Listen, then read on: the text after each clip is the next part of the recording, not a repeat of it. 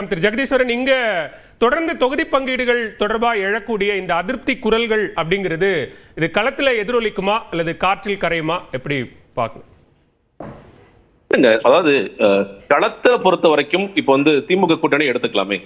திமுக கூட்டணியில இருக்கிற எல்லோரும் சொன்ன ஒரு காமனான விஷயம், இன்னும் சொல்ல போனா கமல்ஹாசன் அவர்கள் கூட சீட்டு வாங்காட்டியும் இது தியாகம் அல்ல, இது காலத்தின் தேவை அல்லது கடமைன்னு சொல்றாரு. அவருக்கும் அதிருப்தி, நான் அதனால வெளியே போறேன், எனக்கு டார்ச் லைட் நிக்கணும் கேட்டேன், அது முடியாத பட்சத்தில் உதயசூரன் கேட்டாங்க, அதுல எனக்கு உணர்வோட நாங்க கலந்துருக்கோம், அதுக்காக நான் அந்த கூட்டணி விட்டு வெளியே போறேன், நான் தேர்தலை புறக்கணிக்கிறேன் அப்படி சொல்லல. நாங்கள் எந்தவித நிபந்தனையுமின்றி இந்த கூட்டணிக்காக நாங்கள் பிரச்சாரம் செய்வேன், எல்லா தொகுதியிலும் பிரச்சாரம் செய்வேன் தான் சொல்றார். தோழர் சண்முகம் அவர்களுக்கோ இல்ல திருமாவளவன் அவர்களுக்கோ அதிருப்திகள் இருந்ததை வெளிப்படையாகவே பார்த்தோம். ஆனால் அதிருப்தி இருக்கும் பொழுதும் அவர்கள் உச்சரித்த வார்த்தை என்பது, இந்த கூட்டணி என்பது கொள்கை கூட்டணி, இந்த கூட்டணி இப்படித்தான் தொடரும், இதில் எங்களுக்குள் எத்தனை எண்ணிக்கை என்பதில் பேச்சுவார்த்தை நடந்து கொண்டே இருக்கின்றது. முதலமைச்சர் ஒரு எண்ணிக்கையை சொல்றாரு, முதலமைச்சரே கேட்கிறாரு, எங்களோட மாநில குழு ஒன்னு கேட்கிறாங்க, எங்களுக்கு கூடுதலாக நிற்கணும், எங்களுக்கு ஒரு தேவை இருக்கிறது, அதிகமான கம்யூனிஸ்டுகள் சட்டமன்றத்தில் இருக்க வேண்டும் என்ற ஆசை இருக்கின்றது, அதற்காக நாங்கள் கேட்கின்றோம். இது கூட்டணிக்குள்ள, திமுக கூட்டணிக்குள்ள புதிய கட்சிகள் வரும்பொழுது, புதிய கட்சிகள் சொல்லும் பொழுது தேமுதிக வரும்பொழுதும் மக்கள் நீதி மையம், நான் ஃபர்ஸ்ட் முன்னாடி சொல்றேன், முன்னாடி இருக்கிற பொசிஷன்ல இந்த ரெண்டு கட்சிகள் வரும்பொழுது நிச்சயமாக இன்னும் காங்கிரஸ் 3 இடங்களை அதிகமாக கொடுத்த போதே மற்றவர்களுக்கு குறையக்கூடிய வாய்ப்புகள் இருக்கிறது. ஏன்னா திமுக அவங்களை பொறுத்த வரைக்கும் நீங்க சிங்கிள் மெஜாரிட்டி வரணும்ங்கிறது நினைப்பாங்க. அதிமுக எப்படி நினைக்கிறாங்களோ அதே மாதிரி திமுக நினைப்பாங்க. இருக்கும் பொழுது மற்ற கட்சிகளின் எண்ணிக்கை குறையலாம் அப்படிங்கிற எல்லோருக்கும் தெரிந்த ஒன்றுதான். பட் யாரோட எண்ணிக்கை குறைக்கப்பட போகிறது, யாரோட எண்ணிக்கை அதிகப்படுத்த போகிறது அப்படிங்கறதா இன்னைக்கு ஒரு பெரிய கேள்வியாக இருந்தது. இன்னைக்கு எல்லாருமே சொன்னாங்க, இன்னைக்கு திமுக காரர்கள் கூட விசிகவிற்கு அதிகமான சீட்ஸ் கொடுக்கணும், இது ஒரு பொதுவான குரலாக மாறியது. விசிக 6 சீட்டு இருக்கிறாங்க, அவங்க 10 இரட்டை இலக்கம் கேட்கிறாங்க, பட் அட்லீஸ்ட் ஒரு 7 கொடுக்கணும், 8 கொடுக்கணுங்கிறது விசிகவை தாண்டி அங்க இருக்கின்ற திமுக நபர்களை பேசுறாங்க. அது கண்டிப்பா கொடுக்கணும், திரும்ப அவருக்கு நிச்சயமா கொடுக்கணும்னு சொல்லி சொன்னாங்க. அது ஏற்கப்படுகிறத பார்க்கணும். காங்கிரஸ் அவர் சொன்ன மாதிரி தாவேக்கு ஒன்று கார்டு காமிச்சு அவங்க பிளே பண்ணாங்க. அதே மாதிரி அவங்களுக்கு தேசிய பிரசன்ஸ் இருக்கு, அதனால அவங்களுக்கு கொடுக்கணும் அப்படிங்கிற ஒரு கட்டாயம் இருக்கு. அடுத்து 29ல இதற்கான தேவைகள் எல்லாம் இருக்கு அப்படிங்கிற காரணத்திற்கு கொடுக்குறாங்க. ஆனா நீ களத்துல போகும் பொழுது இப்போ அந்த தொகுதியில நிக்க போறது திமுக வேட்பாளரா அல்லது கம்யூனிஸ்ட் வேட்பாளரா அது கிடையாது. யாராக இருந்தாலும் கூட்டணியாக சேர்ந்து ஒன்றாக வேலை செய்ய போறாங்க. அதுல இப்ப இந்த சூரியனுக்கு ஓட்டு கேட்கணுமா, இல்ல கத்திரி அறிவாளுக்கு ஓட்டு கேட்கணுமா, இல்ல நம்ம பானைக்கு ஓட்டு கேட்கணுமா அப்படிங்கறத டிஃபரன்ஸே தவிர இதுல பெரிய சலசலப்பெல்லாம் இல்லை. ஏன்னா கூட்டணியே உடையுது, கூட்டணியை பிரிஞ்சு போறாங்க, இவங்க கூட்டணியிலே தொடர மாட்டாங்க அப்படின்னா அது வேறு கதை. இவங்களை பத்தி கேள்வி எங்க எழுது இல்ல, தொகுதிகளை பெற்றுக் கொண்டார்கள், அதை நாங்க பாஜகவை எதிர்க்க வேண்டும் அப்படிங்கிற அந்த கொள்கை அப்படிங்கிற காரணத்திற்காக நாங்க எண்ணிக்கையில கூட குறை இருந்தாலும் இந்த கொள்கையில நாங்க உறுதியா நிக்கணும்ங்கிறதுக்காக இதை ஏத்துக்கிறோம்னு சொல்றாங்க. அதை தாண்டி எழக்கூடிய குரல்கள் இருக்குல்ல, இன்னைக்கு இப்ப இடதுசாரிகள் தரப்பிலிருந்தே முன்னாள் சட்டமன்ற உறுப்பினர் பாலபாரதி அவர்களோ அல்லது மாநில குழு உறுப்பினரான திரு கே பாலகிருஷ்ணன் போன்றவர்களோ பேசுறாங்கல்ல, அப்படி பேசும்போது அந்த குரல்கள் களத்துல எதிரொலிக்க வாய்ப்பு இருக்கா? தொண்டர்கள் மட்டத்துல ஒரு அதிருப்தியை ஏற்படுத்துமா? இல்லங்க, தொண்டர்கள் மத்தியில ஒரு அதிருப்தியை ஏற்படுத்துச்சுன்னா எகைன் லாஸ் யாருக்கு? இப்போ நீங்க போன வாட்டி 6 சீட்டு வாங்கினாங்க, எத்தனை சீட்டு ஜெயிச்சாங்கன்னு ஒரு கேள்வியும் சேர்ந்து இருக்கிறதுல. இப்போ திருமாவளவன் அவர்களுக்கு விசிகவிற்கு அதிகமான சீட்ஸ் 6ல இருந்து 8 போகுது, இது 6ல இருந்து 5 போகுது. அதற்கு என்னன்னு அவங்களும் ஆய்வுக்கு உட்படுத்த வேண்டிய அவசியம் இருக்கிறது. இல்ல நாங்க மறுபடியும் இல்ல முரண்டு பிடிக்க போறோம், நாங்க இந்த கூட்டணியில ஜெல் ஆகாது, எங்களுக்கு அதிருப்தி இருக்கு. பட் ஆனா அல்டிமேட் நோக்கம் என்பது எல்லாருக்கும் வெற்றி தானே. இந்த கூட்டணிங்கிறது 200க்கு மேல ஜெயிக்கணும்னு முதலமைச்சர் சொல்றாரு, அதே மாதிரி இந்த பக்கம் இருக்கிற தலைவரும் ஆசைப்படுறாரு. அப்படி இருக்கும் பொழுது எல்லோரும் ஒன்றாக சேர்ந்து இந்த கூட்டணி கட்சிகளும் சரி பிரதான கட்சியும் சரி அதிகமான சீட்ஸ் வெல்லணும் அப்படிங்கறத நோக்கமாக இருக்க முடியும். அதிருப்தி குரல் கேட்கதான் செய்யும். அது மிக குறிப்பாக அவங்களுக்கு எப்ப பெரிய அதிருப்தி ஏற்பட்டுச்சுன்னா இது எல்லாருக்குமே பொதுவாக இந்த அதிருப்தி, இன்னும் சொல்ல திமுக அதிருப்தி இருக்கு. நீங்க தேமுதிகவிற்கு 10 இடங்கள் கொடுத்தது அப்படின்னு பார்த்த பிறகு தேமுதிகவிற்கு எதற்காக 10 இடங்கள் அப்படிங்கிற பெரிய கேள்வி இன்னைக்கு எழுந்திருக்கு.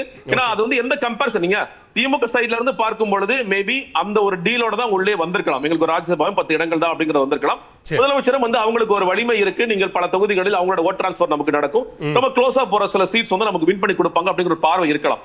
ஆனா கம்பேரிசனா போகும் பொழுது நீங்க விசிகவிற்கு 8 தேமுதிகவிற்கு 10, கம்யூனிஸ்டுக்கு 5 தேமுதிக 10 அப்படிங்கிற அந்த கம்பேரிசன் போகும்போது எல்லாருக்குமே சின்ன அதிருப்தி இருக்கு. ஏன்னா அவ்வளவு சீட்ஸ் நீங்க கொடுக்குறீங்க, அவங்களுடைய நிலைமை இன்று என்னவாக இருக்கிறது? 2016 நீங்க மக்கள் நல கூட்டணி வச்சு பேசிட்டீங்கன்னா ஆப்வியஸ்லி விஜயகாந்த் தேமுதிகவிற்கு அதிகமான சீட்ஸ் கொடுக்கணும், அதுக்கு அடுத்தபடியாகத்தான் விசிகவிற்கோ கம்யூனிஸ்டோ கொடுக்கணும்ன்றது இருக்கும். ஆனால் இன்று காலம் மாறிவிட்டது. 10 வருடத்தில் தேமுதிக வளர்ச்சி என்ன வீழ்ச்சி என்னங்கிறது நம்ம பார்த்துட்டு தான் இருக்கும். அப்படி இருக்கும் பொழுது அந்த கம்பேரிசன் போகும்போது சிக்கலாது. திமுக தனியா ஒரு பாயிண்ட் ஆஃப் வியூல பார்க்கும்போது அது சிக்கலாக இல்லை.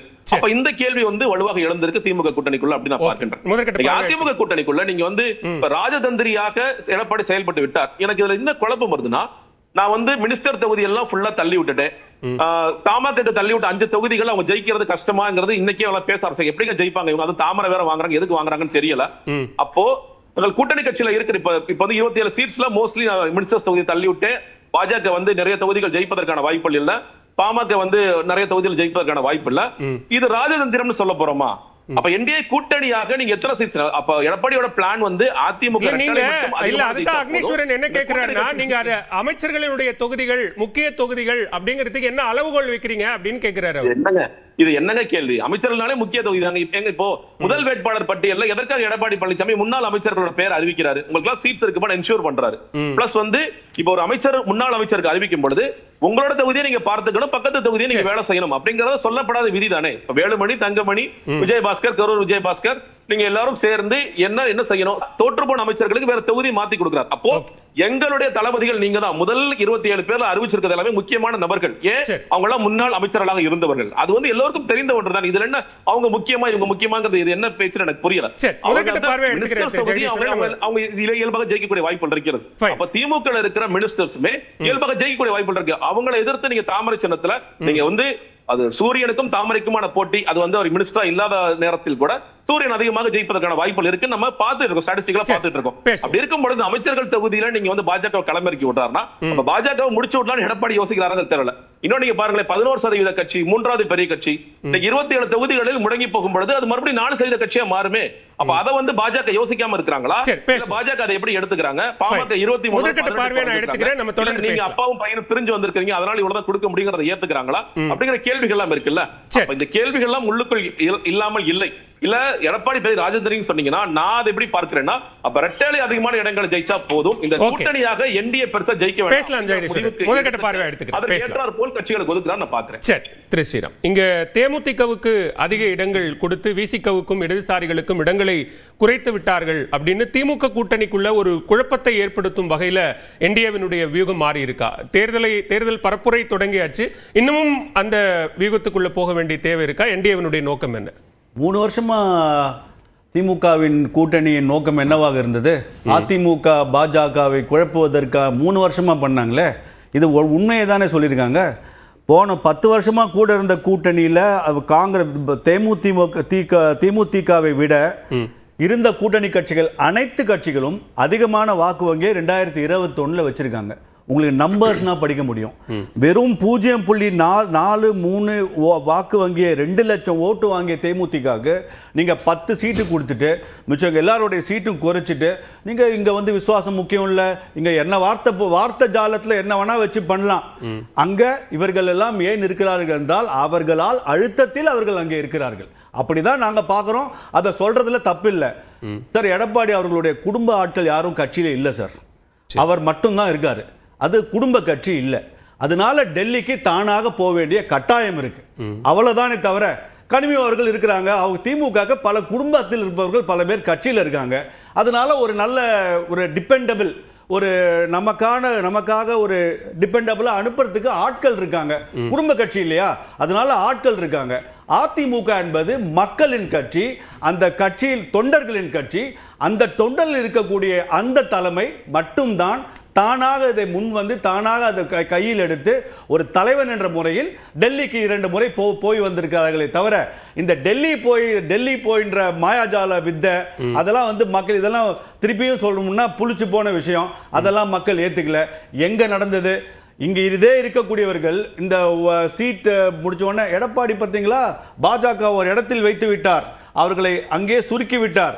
இந்த மாதிரி நரேட்டிவ் செட்டிங் பேசுறதெல்லாம் மக்களுக்கு புரியுங்க. உங்களுக்கு வேணுங்கிற போது எடப்பாடி பிஜேபி பண்ணி விட்டார், அப்படியே நசுக்கி விட்டார், அமுக்கி விட்டார். உங்களுக்கு அது வேணாங்கிற போது எடப்பாடி அவர்கள் அடிமை. இதெல்லாம் எவ்வளவு வாட்டி பார்த்துட்டாங்க மக்கள். இன்னைக்கு நிச்சயமாக திமுக கூட்டணியில் வேறு வழியின்றி வாக்கு வங்கி வைத்து கொண்டும் தங்களால் 4 முறை 5 முறை வெளியில் வந்து எங்களுக்கு திருப்தி இல்லை என்று சொன்னவர்கள் எல்லாம் வேற வழி இல்லை நாங்கள் ஒத்துக்கொள்கிறோம், வேற வழி இல்லை நாங்கள் ஒத்துக்கொள்கிறோம். அப்படி இல்லையே. பாஜக எதிர்ப்பு அப்படிங்கிற ஒரு விஷயத்துல நாங்க உறுதியா இருக்கிறோம்.